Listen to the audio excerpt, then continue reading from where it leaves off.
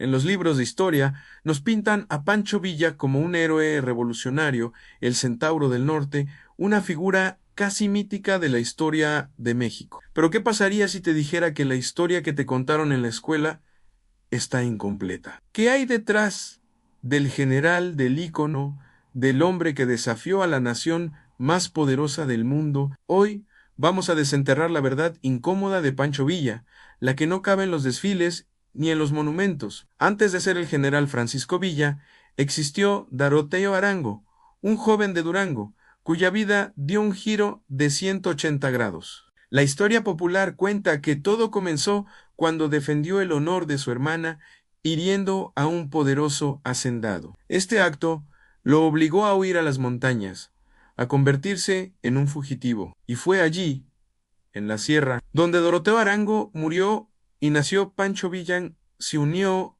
a una banda de bandoleros, aprendiendo a sobrevivir en un mundo hostil, robando a los ricos, aunque no siempre para dárselo a los pobres. Para muchos era un bandido, un criminal, pero para otros empezaba a ser un símbolo de resistencia contra la opresión de los terratenientes y un gobierno corrupto. Esta etapa de su vida es crucial, porque forjó su carácter, su astucia, su profundo conocimiento del terreno y su desconfianza hacia la autoridad. Era un hombre de la tierra, rudo, pragmático y con un código de honor propio, muy alejado de los salones de la alta sociedad. Cuando la Revolución Mexicana estalló en 1910, Francisco I. Madero vio en Villa a un aliado invaluable. Su fama como bandolero social y su habilidad para liderar hombres lo convirtieron en un recluta perfecto para la causa revolucionaria. Villa se unió al movimiento y su ascenso fue meteórico. Su genialidad militar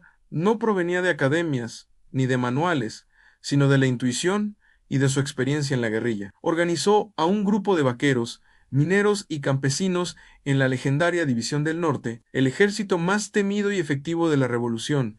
Sus tácticas eran audaces e innovadoras. Usaba los trenes como nunca antes se había hecho, movilizando tropas y artillería a una velocidad increíble. Sus famosas cargas de caballería eran imparables, arrollando a las fuerzas federales en batallas clave como las de Torreón y Zacatecas. Estas victorias no solo fueron decisivas para derrocar al dictador Victoriano Huerta, sino que cimentaron su leyenda. Villa se convirtió en el amo y señor del norte de México, pero aquí es donde la historia se vuelve más compleja. Villa no era solo un genio militar, también fue un gobernante. Durante un tiempo fue gobernador de Chihuahua y sus políticas fueron, por decirlo menos, radicales. Expropió tierras a los grandes hacendados para repartirlas entre viudas y huérfanos de soldados. Controló los precios de los alimentos para combatir la especulación, reabrió escuelas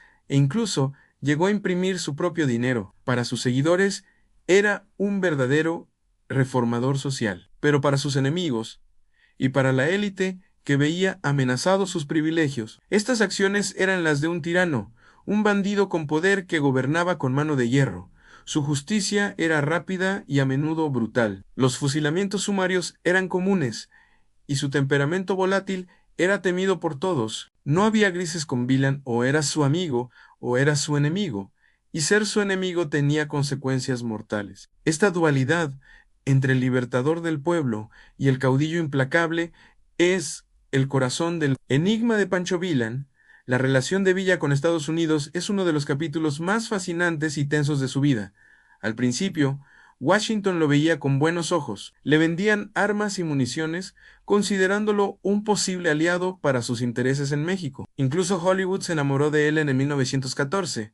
Villa firmó un contrato exclusivo con la Mutual Film Corporation. Básicamente, les vendió los derechos para filmar sus batallas. Imagínense eso. La Revolución Mexicana se convirtió en un espectáculo de cine, con Villa como la estrella principal, recreando escenas de combate para las cámaras. Era un maestro de la propaganda, consciente del poder de la imagen. Sin embargo, esta luna de miel no duraría. Los vientos políticos cambiaron y el gobierno de Woodrow Wilson decidió apoyar a Venustiano Carranza, el rival de Villa. Para Villa, esto fue una traición imperdonable. Se sintió utilizado y abandonado. Su resentimiento hacia el gobierno estadounidense creció hasta alcanzar un punto de ebullición, y aquí es donde ocurre lo impensable. En la madrugada del 9 de marzo de 1916, Pancho Villa y sus hombres cruzaron la frontera y atacaron el pequeño pueblo de Colombas, en Nuevo México. Saquearon e incendiaron el pueblo,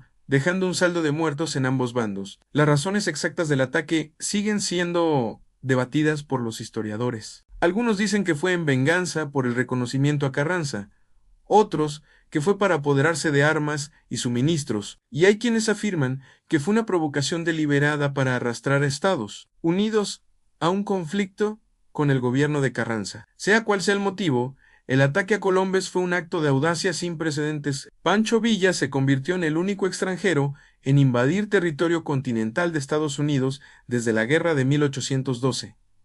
La respuesta de Estados Unidos fue inmediata y furiosa. Un ataque en su propio suelo era una humillación que no podían tolerar. El presidente Wilson ordenó una expedición punitiva con un único objetivo: capturar a Pancho Villa vivo o muerto. Encomendó la misión al general John Black Jack Pershing, uno de sus mejores militares, quien más tarde comandaría las fuerzas estadounidenses en la Primera Guerra Mundial. Pershing entró a México con una fuerza de más de 10,000 soldados, equipados con la tecnología más avanzada de la época en camiones, aviones de reconocimiento y ametralladoras.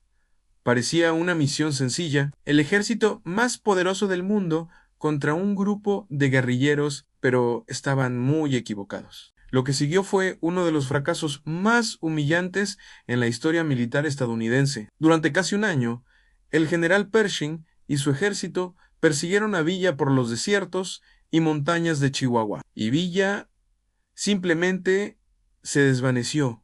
Conocía el terreno como la palma de su mano. La población local, que lo veía como un héroe que se enfrentaba a los gringos, lo protegía, le daba información y le ofrecía refugio. Villa se burlaba de sus perseguidores, apareciendo y desapareciendo a voluntad, atacando pequeñas guarniciones y evaporándose antes de que pudieran responder. Los modernos aviones de Pershing resultaron ser poco útiles en el vasto y accidentado terreno, y sus camiones se atascaban constantemente. La expedición se convirtió en un juego del gato y el ratón, donde el ratón era mucho más astuto. Después de 11 meses de búsqueda infructuosa, con crecientes tensiones diplomáticas con el gobierno mexicano y con la inminente entrada de Estados Unidos en la Primera Guerra Mundial, Pershing recibió la orden de retirarse. Fracasó. Pancho Villa, el bandolero, el general, había humillado al tío Sam. Su leyenda se hizo aún más grande. Tras la expedición punitiva, la estrella de Villa comenzó a apagarse lentamente. La revolución tomó un rumbo que ya no lo incluía en los planes de poder.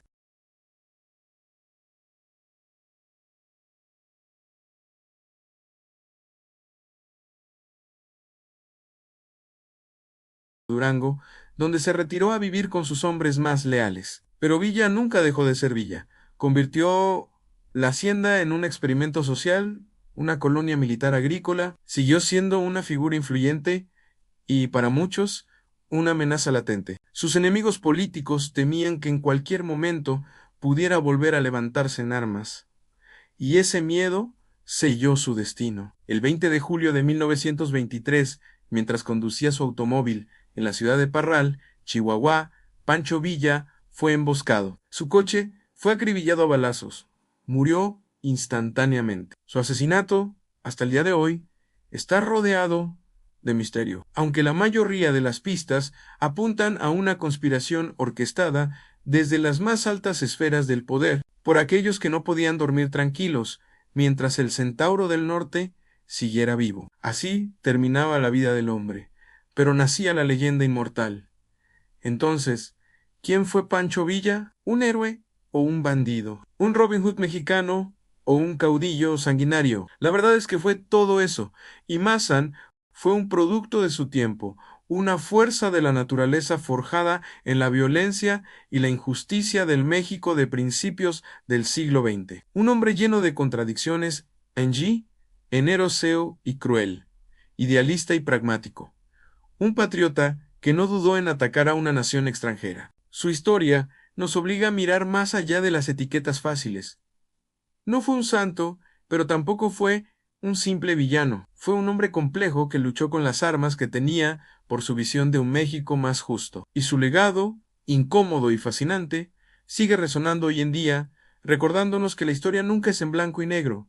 ¿Qué piensas tú? ¿Villa fue un héroe o un villano? Déjame tu opinión en los comentarios.